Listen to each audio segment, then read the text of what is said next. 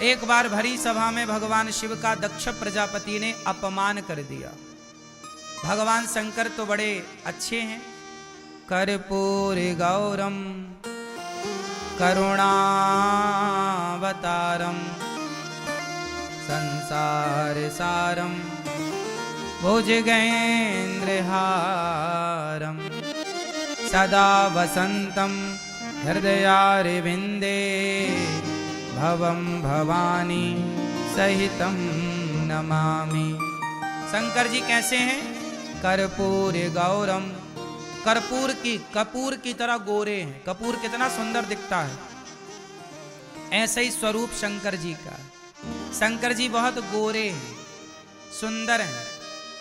कर्पूर गौरम करुणावतारम, करुणा के अवतार हैं।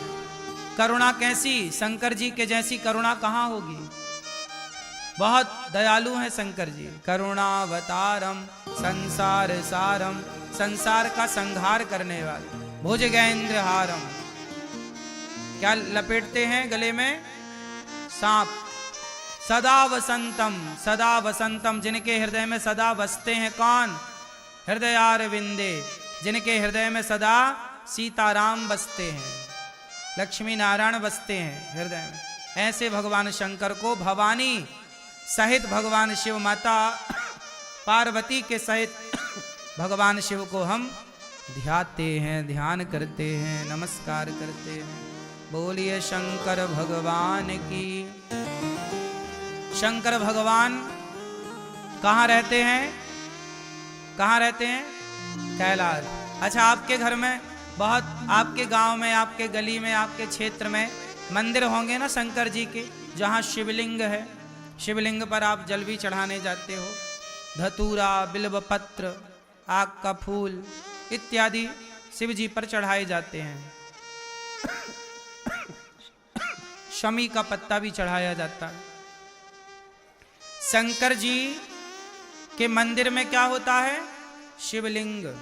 क्या होता है?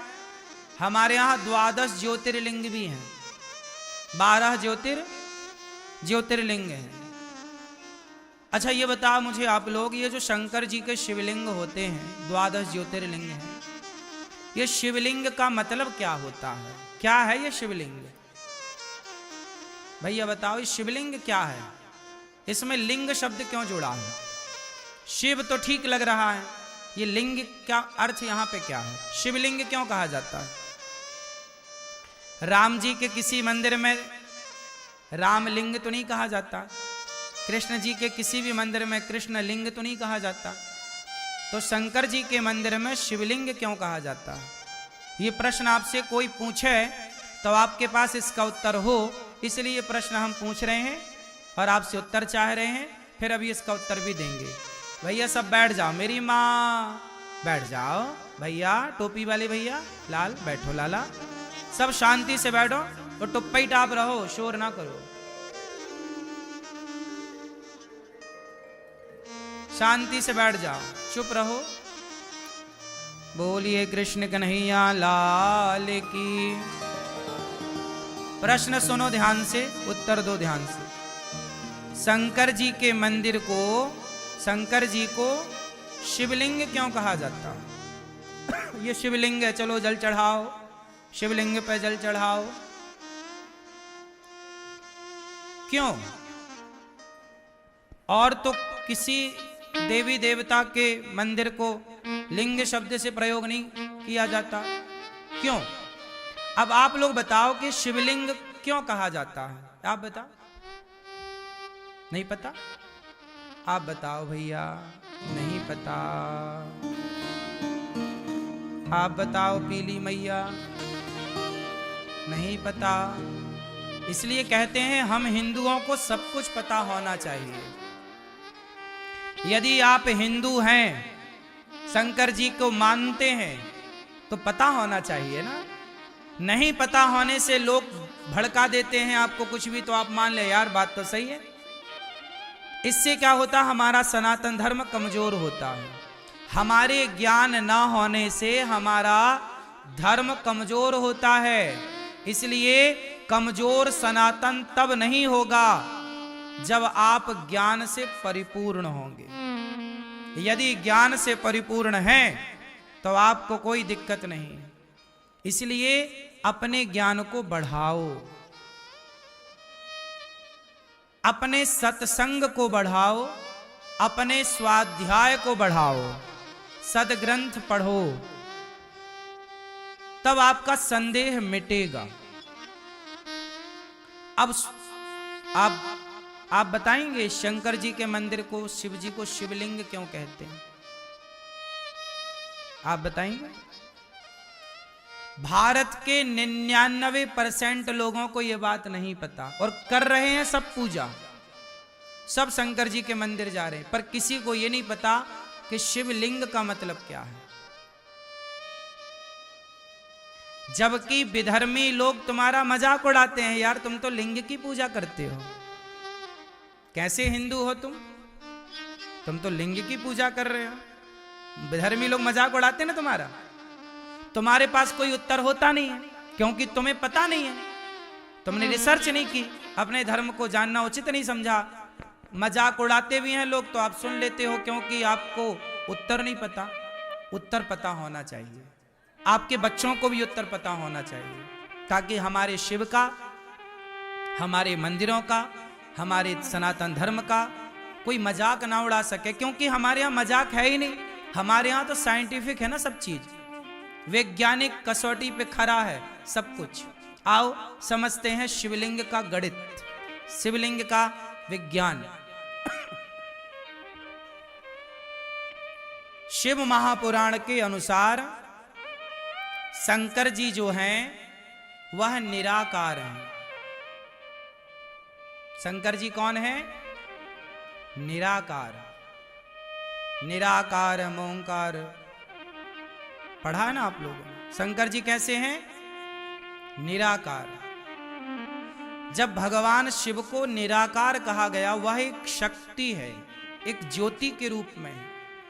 शंकर जी निराकार हैं, पर शंकर जी के भक्तों ने कहा कि प्रभु आप निराकार हैं, पर हम आपकी उपासना करना चाहते हैं, ध्यान करना चाहते हैं, तो ध्यान करने के लिए कोई तो आकार हो, वरना निराकार है तो ध्यान किसका करेंगे? कहां जाके मन टिकेगा, कहां जाके आंखें टिकेंगी? तो वो निराकार जो है, उस निराकार का कोई आधार तो चाहिए। क्या चाहिए? आधार। तो आधार क्या है? तब भगवान शिव ने कहा कि मैं तो कण कण में व्याप्त हूं, सब जगह हूं, आप किसी को भी आधार मान लीजिए। मैं निराकार तो हूं, परंतु आपके लिए मैं सब जगह प्रकट हो सकता हूं। तब भगवान शिव के भक्तों के द्वारा अनेक टाइम पर, अनेक स्थानों पर भगवान शिव का वह निराकार रूप एक बिंदु में प्रकट किया गया। ज्योतिर्लिंग क्या है? एक बिंदु ही तो है, छोटी सी बिंदु, डॉट। क्या है? एक डॉट है, इतना, वो बिंदु है, वो निराकार रूप है। अब उसे लिंग क्यों कहा जाता है? लिंग का मतलब शरीर का योनि भाग नहीं। आपने हिंदी में व्याकरण में पढ़ा होगा कितने लिंग होते हैं। हम लोगों ने पढ़ाई में कितने लिंग पढ़े हैं? बोलो, कितने लिंग होते हैं? 3, स्त्रीलिंग, पुरलिंग और नपुंसक लिंग। 3 लिंग पढ़े ना आप लोगों ने। जब हम कहते हैं पुरलिंग, तो आपसे मेरा सवाल है कि पुरलिंग कहने से पुरुष के लिंग का बोध होता है कि पूरे शरीर का बोध हो जाता है? बोलो भाई, पुरलिंग कहने से पूरा बोध ना हुआ, एक योनि भाग का थोड़ी बोध हो रहा है। उसी तरह शिवलिंग, शिवलिंग का मतलब है यह भगवान शिव का संपूर्ण तेज है, संपूर्ण शरीर है, सब कुछ है। भगवान शिव हैं पूरे, साक्षात सिर से लेकर पांव तक। भगवान शिव का ही पूरा एक भक्त जो है वो भाव रखता है किस वस्तु में मेरे भगवान हैं। अब बताओ, शालिग्राम भगवान भी तो गोल पत्थर की तरह हैं। शालिग्राम भगवान की बटैया कैसी है? गोल है ना, उसमें हाथ दिखता, ना पांव दिखते, ना पेट दिखता, ना पीठ दिखता, ना आंख दिखती, ना नाक। शालिग्राम भगवान में कहां कुछ दिखता है? शालिग्राम भगवान तो गोल है कि नहीं? तो भाव ये है ना कि ये नारायण है। क्या भाव? शालिग्राम मतलब भगवान नारायण विष्णु। तो पूरे शालिग्राम गोल में भाव पूरे विष्णु का है ना। उसी तरह जैसे शालिग्राम भगवान में पूरे नारायण का बोध होता है, ऐसे शिवलिंग में पूरे शंकर का बोध होता है। पूरे शिव है वो। शिव का योनि भाग नहीं है कि कोई योनि भाग माने कि नहीं जी केवल ये योनि भाग है उसकी हम पूजा करें। नहीं, शिवलिंग का अर्थ है संपूर्ण शिव, कल्याण करने वाले। शिव का अर्थ होता है कल्याण करने वाले। ऐसे शिव की हम आराधना करते हैं। तो वहां लिंग का मतलब शिव को बोध कराने वाला वो शब्द है। बात समझ में आई? चूंकि इतनी सी जानकारी ना होने के कारण आप ना उत्तर दे पाते, ना आप समझ पाते, ना तो आप समझा पाते। बात समझ में आई?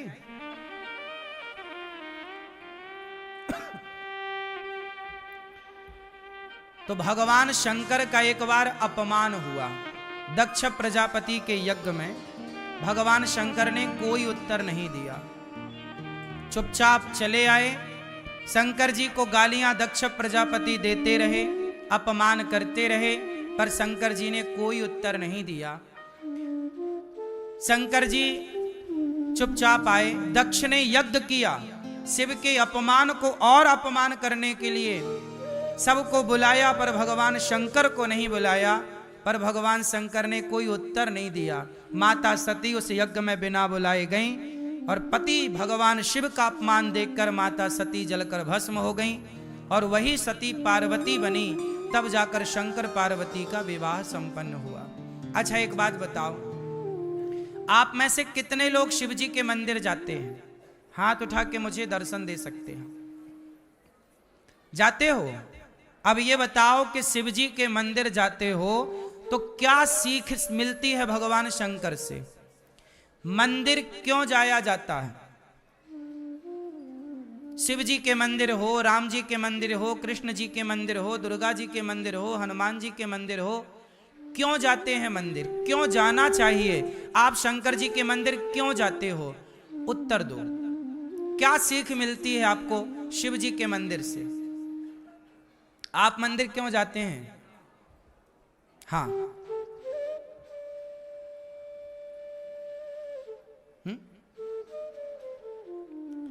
आप मंदिर क्यों जाते हैं? हैं? दर्शन के लिए, ठीक है। आप मंदिर क्यों जाती हो मैया? हाँ, आप मंदिर क्यों जाते हो? हैं? पूजा करने। कोई कह रहा पूजा करने जाते हैं, कोई कह रहा दर्शन करने जाते हैं, कोई कह रहा जल चढ़ाने जाते हैं। आप बताओ, आशीर्वाद लेने ही जाते हो।